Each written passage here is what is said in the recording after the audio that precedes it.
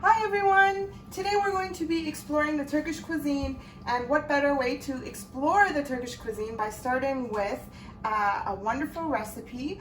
In Turkish it's called Lahmacun, and in English a lot of people I've heard call it Turkish pizza. It's very delicious. It's is that you need to have the flour is very important. So if you get like a no-name brand flour, it doesn't necessarily always work out very well. I find that if we use like a no-name flour, sometimes the dough turns out to be like stretchy and plasticky, and you really don't want that. So what I have here is I used Robin Hood. Okay, it doesn't necessarily have to be this brand, but just make sure that it's a brand that you trust and is good quality. So what I did is I used this cup to measure. I used about 3 cupfuls of flour, and I poured it into my handy dandy bowl here. Okay, and then what we're going to do next is I have yeast, as you can see. I put 1 tablespoon of yeast, and then I put it into warm water and I set it to sit for a little bit. And so I'm going to go ahead and throw it in here. Okay, perfect. And then what I also have is oil. So I have here my oil. Okay, and for me it says that it's about half a cup of oil. I'm using vegetable. You can use, I wouldn't recommend olive oil. Either use a canola or a vegetable, or something that doesn't have too strong of a smell. Okay, so here we go. The next thing I used is I have a tablespoon of salt. You can use less if you like, if you're not too keen on salt, but I find that usually Turkish cuisine is a little bit heavier on the salt. So if you want to use less, you can use half a tablespoon. So I'm going to go ahead and I might even use less actually. There we go. Okay. I use less. I can say I use about half a tablespoon. And then last but not least, this part is really important. I know that if you were to watch any other videos, a lot of people use water for their dough, but what I use is warmed up milk. I use the 3% Homo milk. I find that it makes it a lot more tasty, and it really complements the entire meal. So I have here about 500 milliliters. But again, you kind of have to look at how your dough works with you. So I'm going to start by pouring just a little bit of milk inside of here, as you can see. Okay, so it was 2 cups. I poured a cup. I'm leaving a cup in here just to see if I'm going to need a little more. And then this is where you start to knead your dough. Okay, and you'll know if you need a little bit more milk, because you don't want it to be too dry, but you definitely don't want it to be too moist either, because if it's too sticky, then you're not going to be able to roll out your dough when the time comes. So mine is looking pretty good. It's not looking too bad, but I am going to add a little bit more, because as you can see at the bottom, there's still some extra flour. I have my dough over here. I've covered it with plastic. The whole point of covering it is, as you know, we want the dough to rise a little bit so it's nice and poofy. And yeah, so that's the most important thing about that. Just make sure it's covered well, that nothing is getting through, right? Because you want it to rise very well. So in the meantime, we're going to move on to another step. As you can see, we have a whole bunch of stuff here. For those of you who actually know what lahmacun is, lahmacun is made with ground beef. So Turkish pizza, I know when we say pizza, we think cheese, we think toppings. No, for the Turkish cuisine, lahmacun is made from dough, and on top of the dough we put ground beef. So we're going to go ahead and start with the ground beef. I'm going to put aside my dough and wait for it to rise. So here is my ground beef. It is about 1.5 pounds. So I asked, so I've put aside 1.5 pounds. Okay, so what we're going to do now is we have our ingredients. We have our parsley, our onions, and our red pepper and our green pepper, but I've put them through my machine over here so it dices them up nice and fine. Okay, so the red pepper, it's a red bell pepper, and then the green pepper that I use is this one over here. These could be a little bit spicy, so if you don't like spicy, you can use the green bell pepper too, but I prefer my food to have a little bit of zest to it. And then on top of that, we have 2 tomatoes. So I've peeled my tomatoes, and then I've run them again through my machine. So it's liquidy, as you can see. We have 3 cloves of garlic. We have some oil. We have some water. We have our spices. So here we go. We have, these are all 1 teaspoon. So we have a teaspoon of salt. We have a teaspoon of paprika. We have less than a teaspoon of cumin. You don't want it to be too cuminy. And then we have a teaspoon of black pepper. And then this one here is called, it's a mix of tomato and pepper paste. So I know it's kind of hard to find, but usually you can find them in your grocery stores. It's usually in like the international section. They usually have it. This is a pepper and tomato mixed paste. If you can't find the pepper and tomato mixed paste, you can easily just do just the tomato paste, and I use 1 tablespoon. So now we're going to start. We're going to start off by, I'm going to go ahead and put in my onion, and the onion is juicy. I'm leaving the juice in all of these, okay? So it's nice to have it into the mix because you don't want the ground beef to be too dry. So here we go.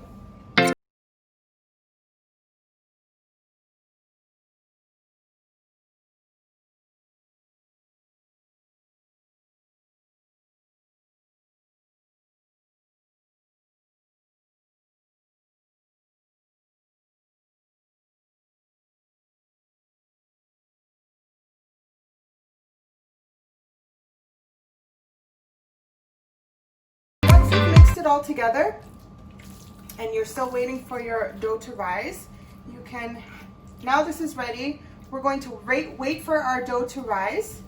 See the consistency? And yeah, then we're going to start by rolling out our dough. Okay, so now we are ready to start rolling out our dough. As you can see, we have a beautiful risen dough over here.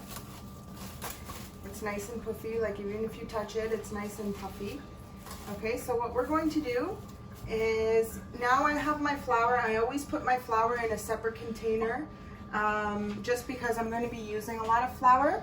So the first thing I'm going to do is I'm going to take a little bit of flour and I'm going to set a little bit on the counter because I'm going to make little balls of dough in order to get started. Okay, so we don't want the dough sticking to our counter.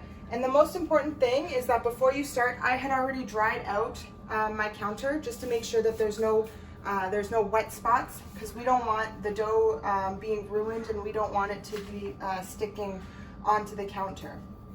Okay, so what I'm going to do now is I'm going to, you can see it's nice risen dough. I'm going to start taking little pieces, right? You can make it as big as you want. I like to make my dough pieces small. So I'm going to, this is called getting a beze. Okay, so it's basically getting your dough ready into small pieces so that it's easier to get everything done. So they're little balls like this. It's a little bigger than a walnut. I'm going to, there we go.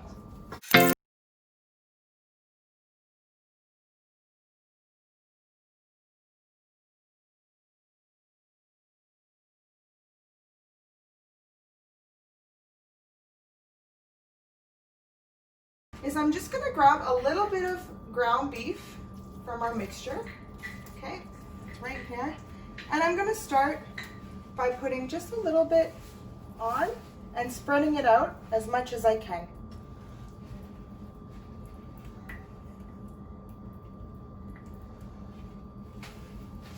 So here we go. And you don't want to make it, I mean, it's totally up to you what your preference is. If you really like a lot of meat on your lahmacun, that's totally okay. I like to spread out what I have so it's not too much meat, but it's not too little. So as you can see, I'm really trying to spread out the little lumps.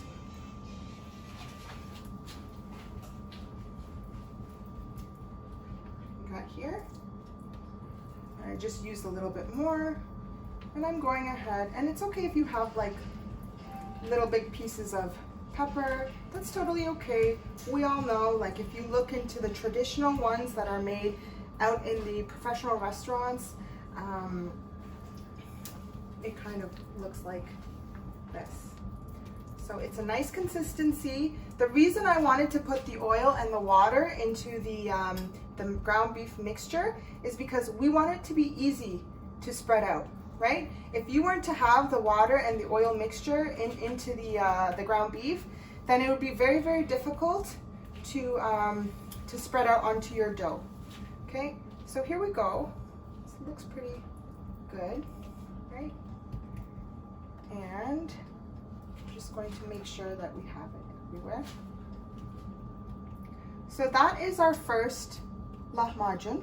Now what I'm going to do is I'm going to put it out onto our pan. So I put my pan onto medium heat on the stove, and I've put my oven to broil, okay, because we're going to apply heat from the top after we've cooked the bottom of it, okay? So I'm gonna head over to the pan so that you can see.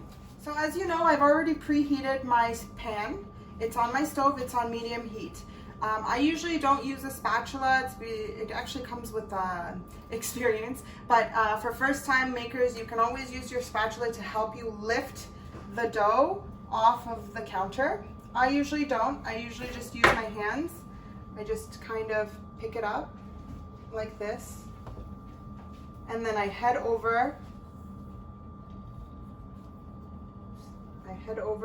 to my pan, and I'm going to place it on my pan. We're now at my pan. As you can see, it's kind of starting to sizzle. There will be water building up on top of it. That is totally okay. You can see along the sides here, it's bubbling up, right? And that's what we want. We want to leave it on here for as long as we have a little bit of browning on the bottom of the lahmacun, right? So when the time comes, but after you've left it on for a few minutes, you can look at the bottom to see if it's browned.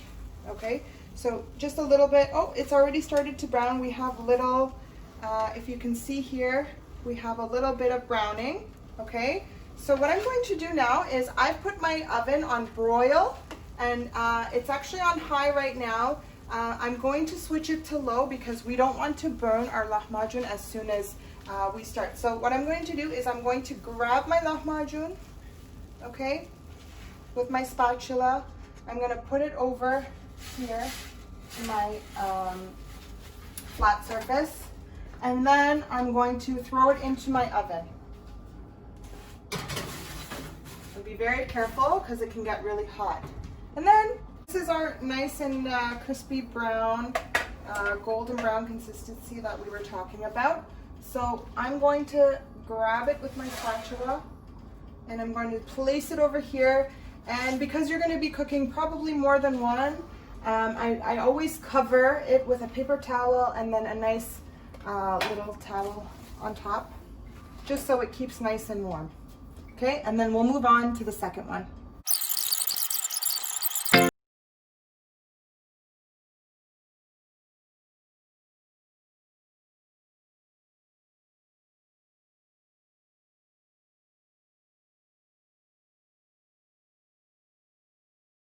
Beautiful, it's nice and golden brown.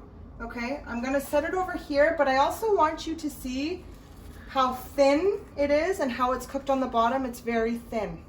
So you want it to be nice and crispy. That's the whole point of it. So this is the second one. Okay, so we have two here. This is how you make homemade lahmacun. Okay, it's very fun to make. I really enjoy eating it. I hope you enjoyed this video. So I'm going to actually cover it so it doesn't get cold. Here we go. Enjoy that. So that is that for our homemade lahmacun. I'm going to continue making the rest of them. As you know, I put out 12 balls. If you enjoyed this beautiful, beautiful recipe, please like this video and subscribe so that I could share my awesome recipes with you. Have a wonderful, wonderful day.